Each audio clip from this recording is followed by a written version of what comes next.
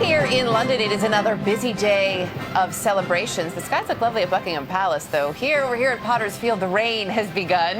The Diamond Jubilee marking Queen Elizabeth's 60 years on the throne. More than 1 million people lined the banks of the Thames River yesterday, braving some nasty weather to watch a display of pageantry that was truly fit for a queen. Mark Phillips is with us, one of the many braving it on the water yesterday.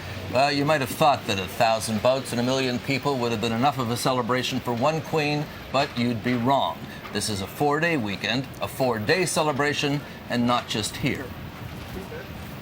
Long to reign over. Not only is this celebration of the Queen's Jubilee going on for days, it's going on around the world.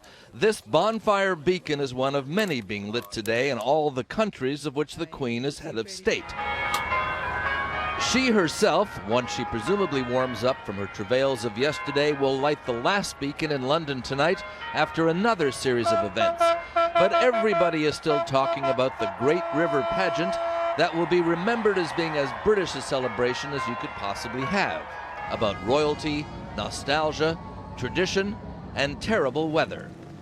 Nothing harks back to the days of glory when Britannia ruled the waves like a river full of 1,000 boats, and with the Queen on a royal barge at the head of them.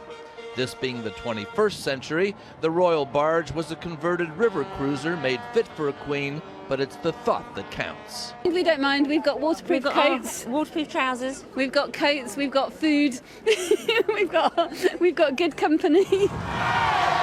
Boy, did they have company. The crowd, which stretched for miles along the riverbank and across its bridges, was estimated at well over 1 million. And if the weather was cold and wet, so much the better for demonstrating the quality the British so admire in themselves and their queen, pluck. This pageant was a very British event, even down to the weather. There hasn't been one like it for 350 years, and it may be at least that long until there's another. The inspiration for this pageant came from an old painting by Canaletto of this river pageant in the 1700s. The River Thames was then London's main street, and for a day it was again. This celebration was about creating nostalgia for the future, and it supplied images galore. This 4-day celebration is taking many forms. Nothing would take this queen away from this year's biggest horse race, so Epsom Derby Day was conveniently folded into the weekend's events. And for those not able to get to the big festivities, there have been hundreds of small ones, street parties held across the land. But what people will be talking about was this, the lasting image of an 86-year-old woman standing in the rain, watching the boats go by, and returning the tribute of her people. So the Jubilee pageant, the Jubilee horse race, the Jubilee street parties, tonight the Jubilee concert, the Jubilee picnics, and tomorrow the Jubilee church service. Had enough yet?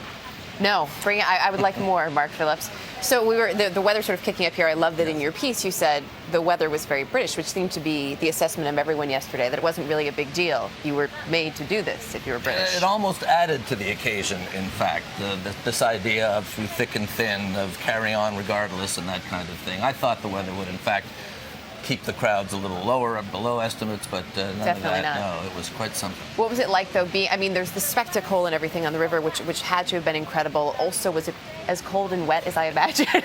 No, it was colder and wetter than you imagined. But we were all warmed, of course, by Her Majesty's presence.